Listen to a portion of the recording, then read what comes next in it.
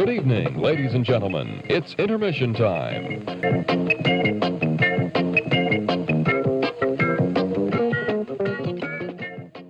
An interesting intermission this week. We've been rocked to our core by the news that the Memorial Day weekend, usually the kickstart that the American movie summer takes on, is off to a very bad start this year. Furiosa and the Garfield movie have ushered in the worst Memorial Day weekend in something like 3 decades. And the Variety article said that was including the COVID years, which I find hard to believe, but apparently it's true.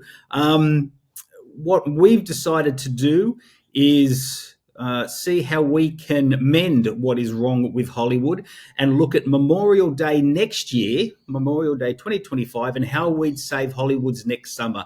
What can we do to bring the summer crowds back into the movie cinema?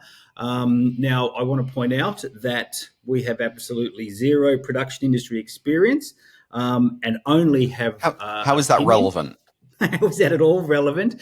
But we are podcast know-it-alls. And I think with that background, we're going to offer some insight into exactly what Hollywood needs to do, how the studios need to reinvent their lineup of summer movies to get the crowds off their couches and out of the sunshine and into movie cinemas where they should be. Yeah, so look, the couple of things I'd sort of throw in here just briefly before we get into this is that one, suspend, reality a little bit as we discussed this with the idea that you can turn around a movie from creating an initial idea and getting it into films within less than 51 weeks, but that's neither here nor there. The other thing is that ultimately, since the box office was so problematic over the weekend, there's been a lot of articles talking about how low the dollar figures were. I think that of the two movies, Furiosa just barely pipped out Garfield, which is a problem because Furiosa had a significantly bigger budget than Garfield. Ultimately, no one who made Garfield is going to be upset about this. Like, it was made for like $50-60 million. They'll make that back. Like, they are fine. Okay, once Global sort of taken into it, like, they're good. Okay, Furiosa, though, like, this is a film that was, double that and, is not fine.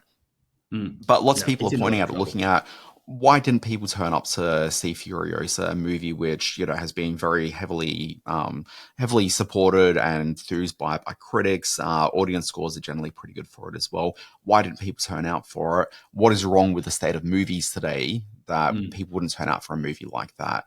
And there's finger pointing at things like, audiences have been trained now for premium video on demand drops, as though that's a huge part of the business. And it's not an insignificant part of the business, but I still don't think there's that many people that are dropping, $30 to go and watch the movie at home. I don't think that's a comparable sort of a thing. And also, I haven't got the dollar figures in front of me just yet. I'm still working through my thinking on this one. It might be in my newsletter in a few hours' time. But essentially, you kind of have to look at, you've got this situation in the US where movies are going to PVOD within like 30 days of the cinema debut. That's not the case here in Australia, but you're still seeing the exact same drops. So the idea that audiences have been trained for this, I don't think is true, because you look at different markets where there's different realities and you're still seeing those same drops.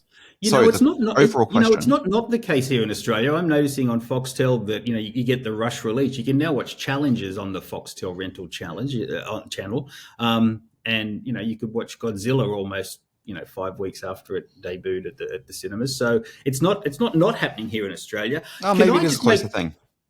Yeah. I just want to make one quick point. In a lot of these articles that have spoken about how what's wrong with the American movie-going thing at the moment, they're all quoting Barbieheimer.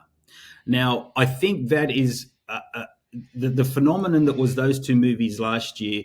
We have to look at in depth and just say what a perfect storm event that was in terms of movie-going. Barbie was a very fresh, very fun, very smart perspective on, beloved IP with a star and director who were sort of smashing into each other at exactly the right time. And then Oppenheimer, you had this epic event movie with a sense that all involved had been on a course to make this sort of movie at some point. And that just doesn't come along. So prognosticators who say, how can we have another Barbieheimer? We won't. We can't. It was a one-off event that that threw the paradigm out completely. What we have to do is look at a bigger picture, an industry wide change of perspective and change of thinking to get the people back. Yeah, that's a Point Break style 80-year wave. That just doesn't happen every year. Yeah, So exactly right.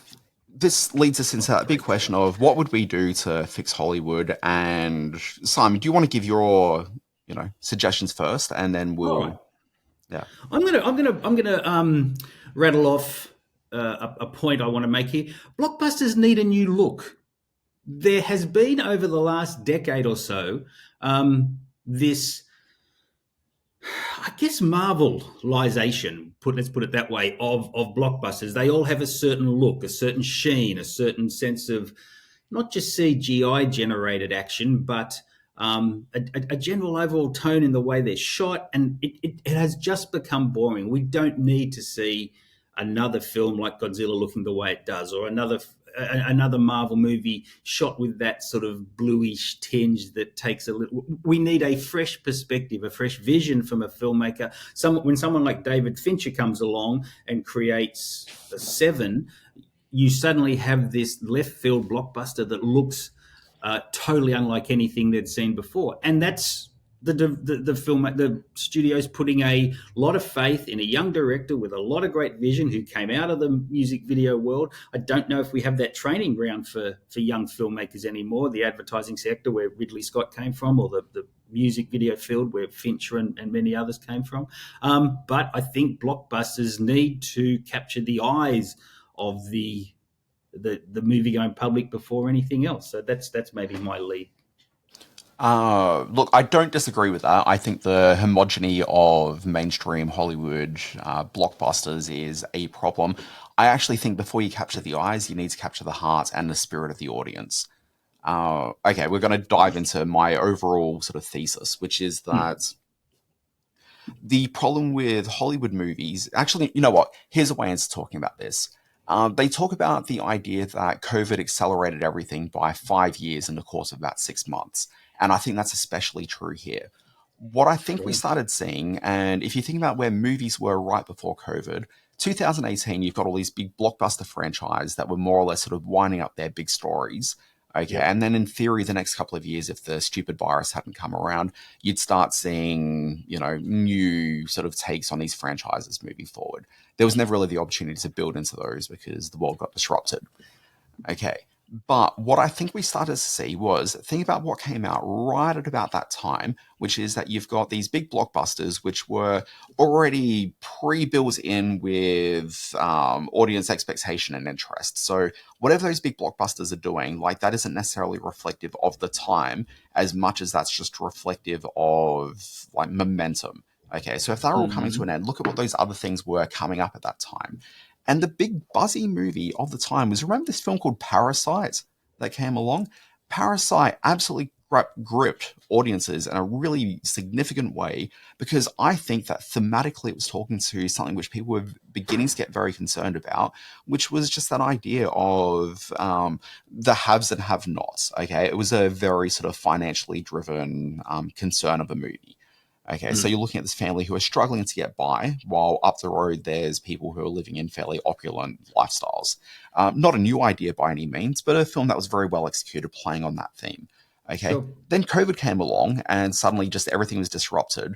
Okay, but it kind of feels though as Hollywood's tried to get back to get up and running and connect with audiences aren't turning up for things outside of a couple of very key specific events. So the couple of event films that they've turned up for was the aforementioned Barbieheimer. So again, there's like an event that's holding people into that as a lure. But then you start looking at some of the other films. They're both then delivered as a film. Films. But then you look at some of the other films that are like, I can't actually think of many films that have really caused sort of a zeitgeisty set of interest out of nowhere. But the ones that have are Barbenheimer. Okay, and again, that was kind of more like a social media driven thing. I think that's just like a really unusual case. But think about some of the other titles, and there's two specifically that come to mind for me. There's Sound of Freedom, okay, which is a film that tapped into very much that right-wing idea of a conspiracy in place that is responsible for kidnapping kids, and there's this. Mhm. It was based on a real life guy that's been going undercover and like creating an expose to get kids freed. It's very Tapping much your audience. into that's it, tapping into the conversations, the concerns, and the fears of a very specific set of audience, and it did very well within that audience and broke through. The other one that jumped out at me was Civil War, which the complaint about that movie was that it didn't really take a side. But what I think it was showing was a fractured America, and also talking about a concern about press freedoms and the exploration as to what a country looks like from the margins when it has sort of had such a deep fracture, which is something Yep. which, again, audiences turned up for. They were interested in seeing what that's Okay. reflected like on screen. And so this is my overall thesis, Simon, which is that if Hollywood wants to really sort of get back and create a reason why people would choose to leave their couches where they've got fairly big screens at home, where they can watch, movies from, the last 100 years of cinema, where there's Netflix dramas, which, people haven't watched most of them because, there's been too much TV for the last 5 or 6 years. So people are still discovering stuff. There's a lot of home entertainment options. That includes video games. That includes just sitting on your couch on Facebook or whatever your, social media of choice is. There's just so many distractions at the moment. It needs to give people a very good reason to get to the cinema. And that reason, I think, is actually connecting with them with something they're interested in. It's not about spectacle. It's about actual deep human connection. All right. Uh, you and I are clearly on the same wavelength here, because the very next point I have written here, and I have used the heading, studios need a new courage. And you have just sort of summed up what I mean by that. They need to stop putting all their faith in Chris Pratt voiced remakes of a cartoon cat movie and the umpteenth version of a now tiring Mad Max franchise. And they need to look to what the young audience specifically, but an audience in general, are engaged with in their real lives. And then they need to take those themes and take those ideas and put them in the hands of filmmakers who have something really strong and really specific to say about those themes and ideas. And then they need to find the marketing team to convince the great masses that this is a take on something that's impacting your life and will give you either a new perspective on it or give you a supportive perspective on it. And your example of Parasite is a great example. And given the horrific cost of living crisis that most cultures are going through at the moment, most societies are going through at the moment, a re-release of that film in that perspective would almost do almost as much business. I would say it's a movie that continues to speak and was very prescient in what is happening to our world at the moment. So yeah, studios need to bite the bullet, seek out the smart storytellers, the smart filmmakers who want to say something about the world in which we live, and then tackle it in such a way that they're shown to be taking a risk, and they're showing to be making something that can be celebrated for its artistry and its intellect. And these are not words that you usually associate with films that go on to be huge blockbusters. Maybe we're not fixing the American movie summer with these sort of movies, but we are making films, and we are suggesting that films can be a really driving force in what shapes public thinking and that. Actually, actually disagree a little bit with what you just said then, which is Right. that like most of that's all right. I think that what you said about young people is absolutely key to this. The people that turn up for an opening weekend of a movie are young people. Older audiences can't be relied upon for this. And partly it's because younger people have always been the people that drive cinema box office. Like that's just been the case all along. Older people can sustain sort of lower budget movies and will sort of turn out sort of drip fed into cinemas. Okay, but it's those young people that are turning up on that opening weekend to see the big new blockbuster of the moment. I would suggest Okay. the opening weekend sort of box office watch needs to change as well. Something No, needs no, to go disagree. back. No, Something needs to because go back if to no. Something needs to no, go no, back to keeping movies in cinema to build an audience. no, you need an event, and to do an event, you need a focal point, and so that's why the opening weekend remains being Within the important. perspective of our intermission, yes, I agree. To fix the American summer, yes, you need a big event thing to bring people into cinemas. I think overall, maybe not. But yeah, no, I Okay, agree. I'm going to tell you in a second where that comes into a problem with what you're talking about, but let's just focus on like the sort of need for the event cinema, the events, not the branded cinema, event cinema, but like event cinema, lowercase c, Tentpole. tentpole. Well, actually, not even a tentpole. I mean, I'm thinking about it actually just being a proper event. Okay, a tentpole is really an idea that this one movie will prop up a movie slate. I don't think movie slates exist anymore. I think they're all just, it's all the pole. That's not the way I want to phrase it. Okay, getting back to my idea, you need to talk to young people because they're the ones that drive box office. With that, it means that you need to address their concerns. At the moment, it's financial focus. It's about intergenerational change and the lack of money moving between those generations. I think audiences are after a everyman hero. I think that, it's essentially your movie shouldn't be a strapping sort of Chris Pratt type figure. It should be a Homer Simpson type figure. Like these are you want your everyman peoples, and you want like a sense that you sort of believe in someone as a human being that can actually support and cheer as they're taking on the man. In a way, you almost want to throw back to those sort of early 80s comedies where it's very much about the underdogs versus, whoever the oppressor is in any sort of given moment. I think in terms of movies, something like The Castle, a modern day sort of version of The Castle, that kind of an idea where you've got a family which is being, infringed upon by bigger interests, and so them standing up and protecting their rights. That's the kind of thing that I think would probably play. But where I wanted to argue with what you were saying then is you were saying we're talking about the sort of movies which don't necessarily save the Hollywood summer as much as, just save cinema. I actually think you can do this with some really big titles. So the two that I'm going to throw at you here is a couple of weeks ago you saw Kingdom of the Planet of the Apes. I really liked that movie, but it made a couple of missteps, which resulted in the film performing just as well as the other Planet of the Apes movies had in the past, which still puts it ahead of most other films that have come out in the last couple of months, but it's still not massive box office, okay? It's going to get a sequel because it made enough for that, but, it's not crazy. But I don't think it really quite resonated with audiences enough. And the reason for that, I think, is that the characters weren't really underdogs until they kind of were at the end, but it wasn't really sold as an underdog movie. Okay. And I kind of think that if you saw these apes, so the premise of Kingdom of the Apes was that you've got a community which is disrupted by an oppressive force that comes in and then sort of takes them as slaves. But I don't think that really reflects where people are concerned about life at the moment. Ultimately, that threat needs to be there from the very beginning, and they need to see that threat's there as a presence that comes from within their community as opposed to an external threat. Okay, that's where it's not really quite connecting. I think about the Planet of the Apes because there is an entry in that franchise called Conquest of the Planet of the Apes, which is the perfect example of what we're talking about here.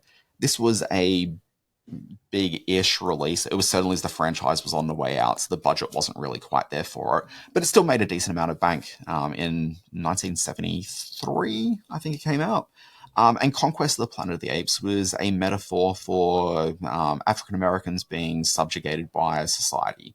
Okay, it was very much about them sort of finding strength within themselves as a community and being in that sort of early stage of a rebellion. Okay, that kind of film I think would play remarkably well now, and taking a high franchise concept idea and embedding it with strong, angry political sentiment, I think is absolutely what these films should be doing. And so that leads me. Yeah. 2 words, Get Out by Jordan Peele. That's exactly Yeah. how that connected and how it made it became the talking point of whatever year it came out. So, yeah, I totally agree with that. Yeah. Get Out, not that far removed from Parasite. I think maybe that was the year before Parasite. Yep. I want to say it was like 2017 and Parasite was 2018. So again, it's that idea that... tapped a really sort of potent bit of social movement and social thinking in a great entertainment package. And, they made it look easy to do. Jordan Peele's done that, but it isn't. Well, I mean, it's not that easy to do. He hasn't really quite replicated that level of success, but that's neither here nor there. The other film I just wanted to throw out there was next year there's a new Superman movie coming out. We've talked about this on the pod. Actually, you know what? We didn't talk about it on the podcast because I think I edited out my conversation about it. But a conversation I had with Simon at some point, which was recorded, was just this idea that I think that Superman movie, uh, in order for that to really do what James Gunn and Warner Brothers need, I kind of feel that needs to be something which will surprise people in terms of the level of quality it is, and be like a film that could be a surprise, like Oscar nominee. Okay, but I don't think that's going to happen because I don't think it's going to happen to the zeitgeist.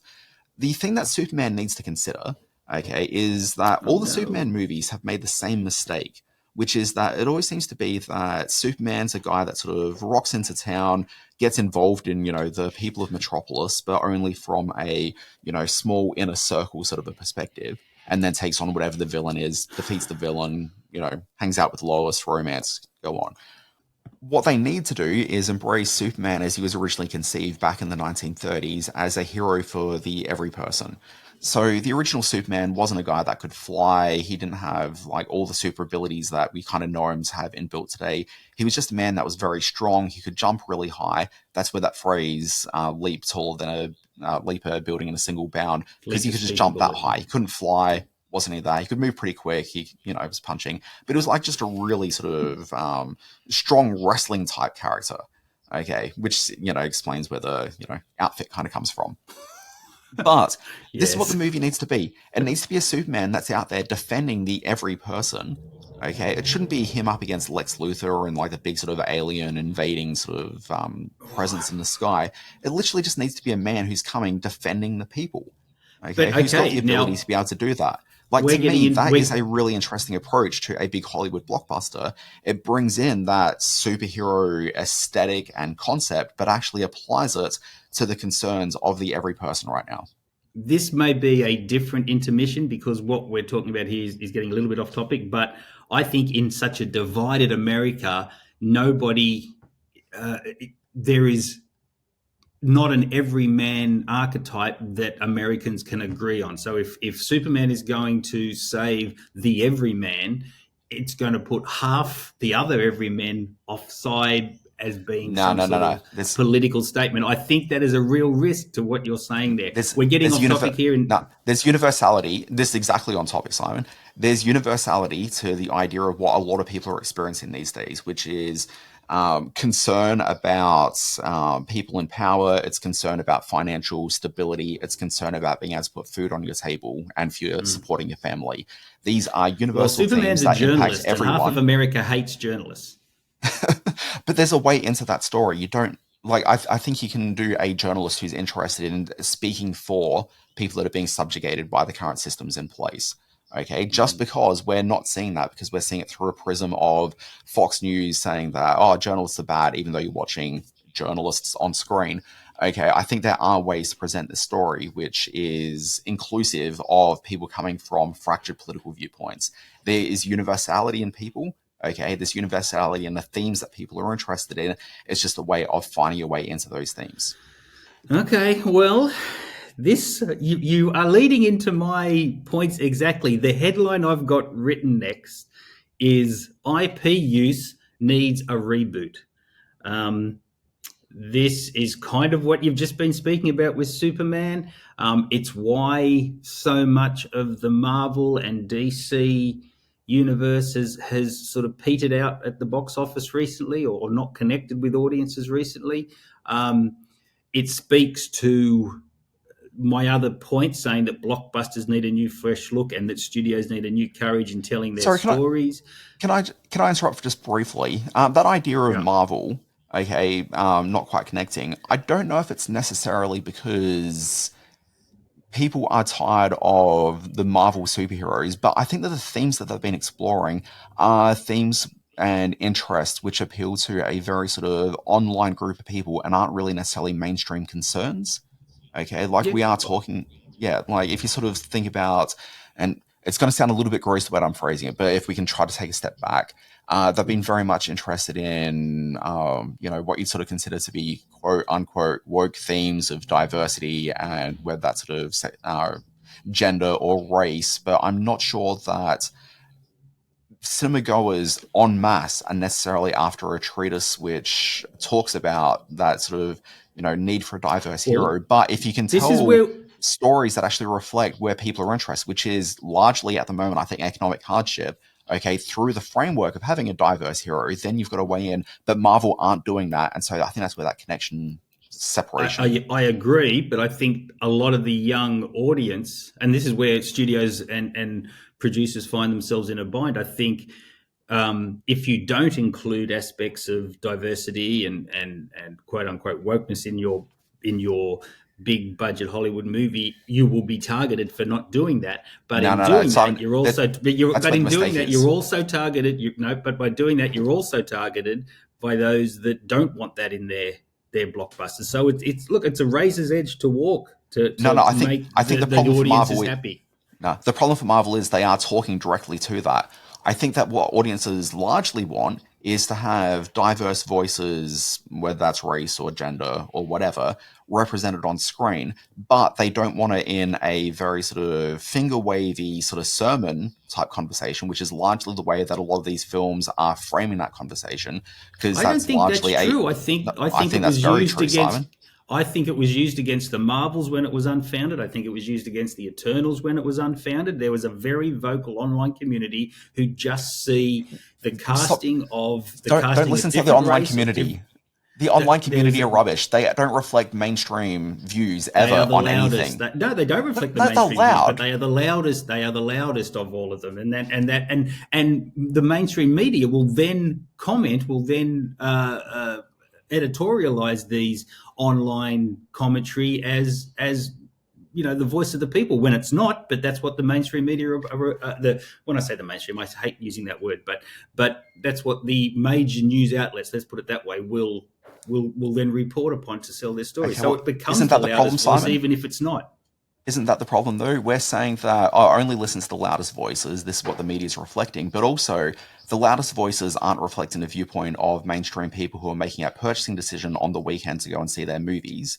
Okay, and also, if we're talking about mainstream news outlets, what are we really talking about here? Are we talking about CNN, which is finding their audience that have dropped dramatically in the US? Are we broadcast TV is not the voice that it once was. A lot of mainstream newspaper mastheads aren't really driving it.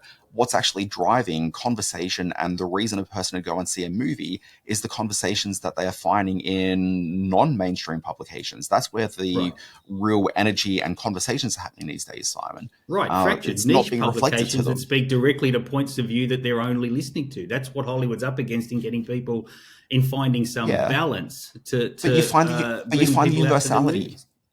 Find the universality to it, though, Simon, which is what impacts everyone, which at the moment, as I said, financial hardship is the big thing driving people. There's that theme which is always popular, but certainly very present right now, which is that idea that people in charge are not necessarily holding on to the best interests of all of us. There's concerns about technology infringing on our lives with the rise of AI. I think things that are talking in a very sort of subtle, real, specific way that actually impacts on a person's day-to-day are far more important than somebody sort of thinking, oh, well, it's really important that we have 3 female superheroes on screen kicking ass who aren't really saying anything that speaks to my experience. The other point I'd probably make, and maybe this will wrap things up, is when you want to look at what's wrong with movies, maybe look at me. I have been a passionate movie goer, seeing everything that hits cinemas for the last 40 years. In the last 6 months, I've realized there's now not that much that interests me at the movies. I haven't seen the Planet of the Apes movies. I haven't seen Ryan Reynolds in If. I'm not racing out to see, some of the stuff that comes down the pike. I'm reacting vehemently against Mad Max Furiosa for its shortcomings. Cinema doesn't have a freshness. I'm now looking to things like Sasquatch Sunset to interest me, to find something new and fresh to watch, or returning to old movies, stuff that I haven't seen for a long time. So they need to get 55-year-old people who were once really passionate about movies back into cinemas. And that's kind of what I'm hoping they'll be able to do. When I wake up in the morning and I have a look at my email feed and see all those variety headlines and Paramount Plus are rebooting it. There'll be a new Star Trek, or they're doing a new version of Mannequin, or they're doing this, and I'm like, my God, there's not a single thing in this that interests me, it's just safe, boring, corporate shilling of properties that once worked that maybe they can squeeze a few more drops of juice out of, and that upsets me. So there needs to be a new look to their blockbusters, a new courage in what they decide to make, and a much more imaginative use and socially responsible use of IP. They're my three big Well, takeaways here.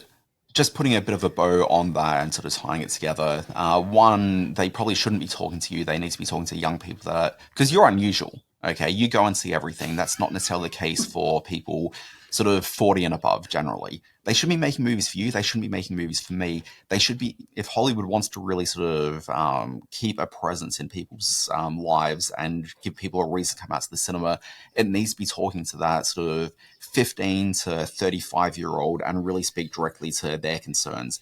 That said, a lot of their concerns are also the same concerns that you and I share generally. So if you're talking to them effectively, then you are talking to a broader swath of people. But also the other thing is that at the moment they're not talking to anybody. And as a result, that feeling that you have is the same feeling I have, is the same feeling that a lot of younger generations have. And that's the same reason why nobody's turning out to big event movies anymore. People didn't turn out to The Fall Guy. People didn't turn out to Furiosa. And, you know, it doesn't matter the excuse that people want to use going, oh, Ryan, I've forgotten his surname all of a sudden from Fall Guy. Ryan Gosling. Ryan Gosling's never been able to open a movie. Well, sure, but he probably could open a movie. Like, everyone knows who Ryan Gosling is. I think he's got a fair bit of enthusiasm behind him. But is that a movie that necessarily spoke about anything? And it was enjoyable, but certainly it didn't connect me to anything at all. It was just fluffy popcorn on screen. And is that enough to get someone out to the cinema anymore? It isn't. People need to be passionate. People need to be given a reason. And Simon, that's probably enough for the intermission. Let's move on. We're going to start talking about what else have we been watching.